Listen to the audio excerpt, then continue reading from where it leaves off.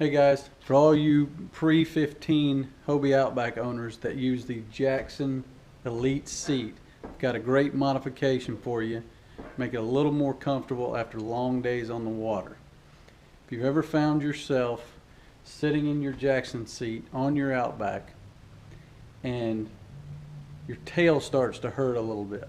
Well, if you ever notice, the plastic part of the molded seat is the reason, because the Jackson seat begins to sit down on it, and unless you elevate the back of the seat and raise it up on more of a forward angle, you're going to have this problem. So I came up with a way to modify the seat to where this doesn't happen. Still comfortable, you still have access to all your gear, all your hatches. Stay tuned, check it out. Okay, now we've got bottom frame of the seat, the back of the seat, and over here is our seat. Now, first thing you want to do is locate the holes in the side of the seat where the backrest was bolted in. You're going to measure 2 3/8 of an inch forward on both sides. You're going to drill a hole all the way through. That's going to be the new location for your backrest. Okay, now we've already drilled holes in the lower section of our frame. Here's our original hole. Here's our new hole. Both sides, just the same. Now, what you're going to want to do is you're going to cut the bottom about a 1/2 inch below the hole of your backrest. You're just going to cut it off. Now, when you cut it off, what you're going to want to do, and I'll try to show you this real closely, you're going to want to angle each side of this piece of tubing. You can do all this with a hacksaw. If you have a grinder with a cutoff wheel, that's fine too. But what that does, I'll show you in a little while when we actually put it on the boat. So we've drilled our holes, we've cut our bottom section off. Now we've cut a miter into both sides of our backrest frame. Now we've got to deal with the material part of the seat. So let's open it up. If you'll look right along where the backrest and the bottom meet, there is a binder on both. And in between that binder, there's a strip that is sewed on that holds the two pieces together.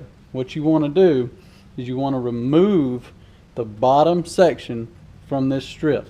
You can do it with a pocket knife, a razor knife, or if you have a wife or a mother, sister who sews, you can take a seam ripper, you can peel all that seam out and remove the two halves. Now what you want to do, and I've already done it to this one,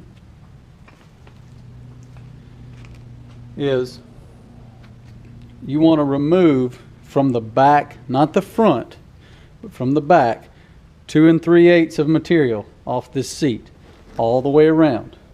So what you'll do is you'll remove the binder, then you'll cut the material, you'll reattach the binder, then reattach this strip to make the seat one piece again.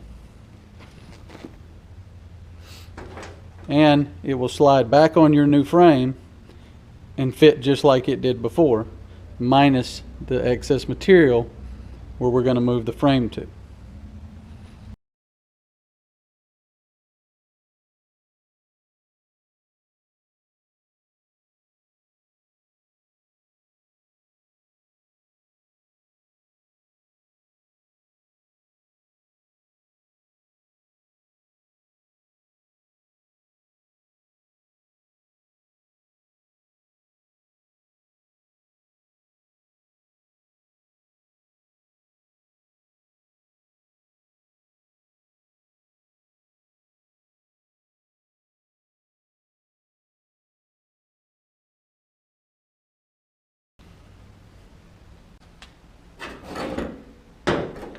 And there you go, guys. We got the seat back together.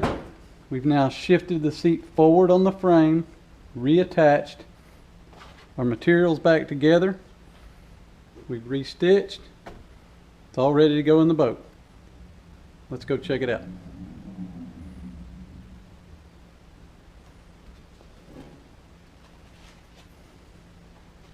Okay, guys. So here we are. Got the new seat. Got it in place. And if you'll notice, now the plastic original backrest is behind the seat. So that's not an issue for us anymore. Look up here in the front. Still have access to open your hatch.